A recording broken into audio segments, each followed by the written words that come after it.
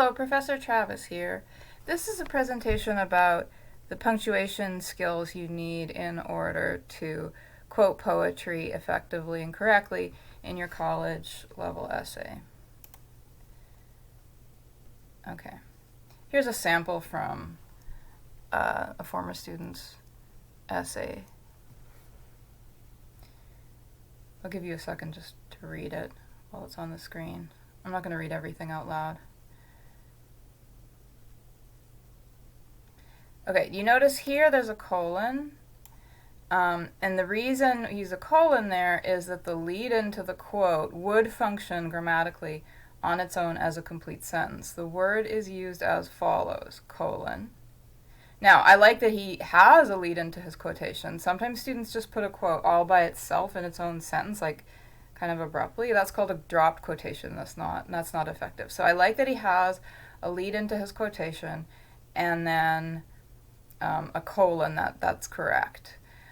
Here we have a slash. That indicates the end of a line of verse, poetry.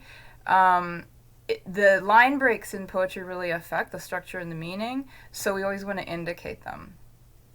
When we're quoting 3 or fewer lines of poetry, we use the slashes to indicate ends of lines. He's only using 2 lines, so he only needs 1 slash. Here, the 7/8 is actually line numbers because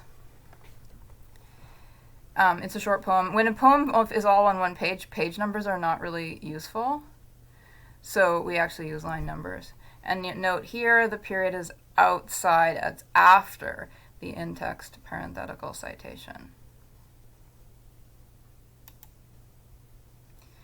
What do you notice here about the punctuation and formatting?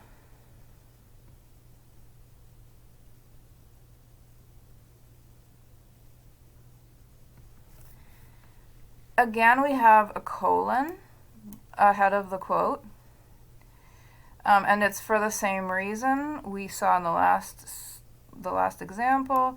The lead-in to the quote could function grammatically on its own as a complete sentence. The word shows how, in some fashion, the meadows are a place that torments him as he is unable to see his love Juliana. You can hear how that's really a whole sentence. So put the colon ahead of the quote. Now look at this format. This is actually a block quote. It's set off from the main text. Each line all the lines are indented.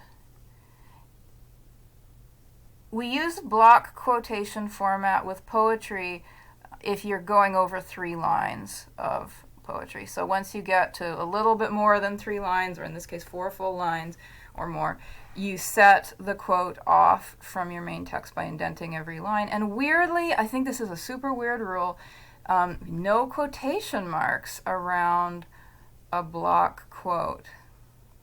I guess just the indentation indicates that it's a quote, so there's no need for quotation marks, but I don't know. I've found that a really strange rule, but that's the rule. No quotation marks around a block quote.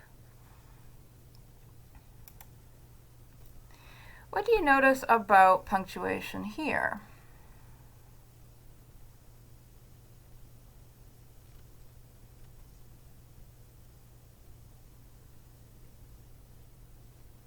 Okay, again, we have a colon after the lead-in to the quotation.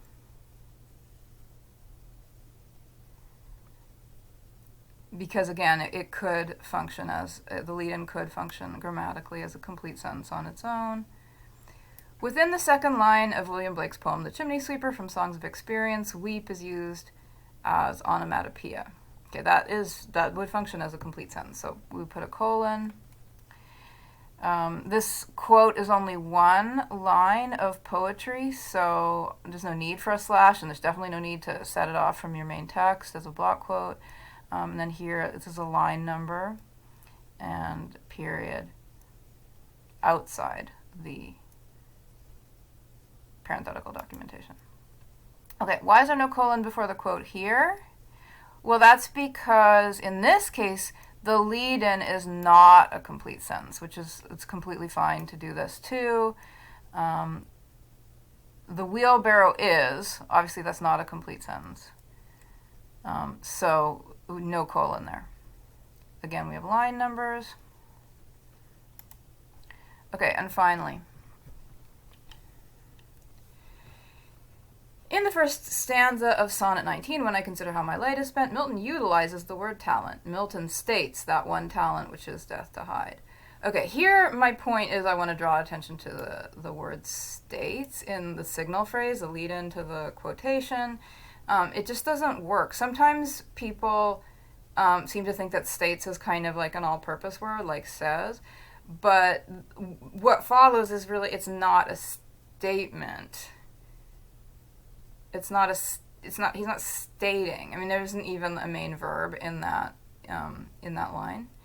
So instead of states, I would recommend that you use a different verb. Something like refers to would work in this case.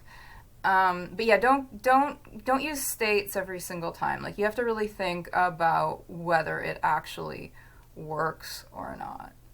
Again, you got a line number and a period after the in-text parenthetical citation. Okay, now I know this is super technical. I'm giving you the slides without audio in addition to this presentation so that you can refer back to this material. It is technical, but it's really good to master this stuff.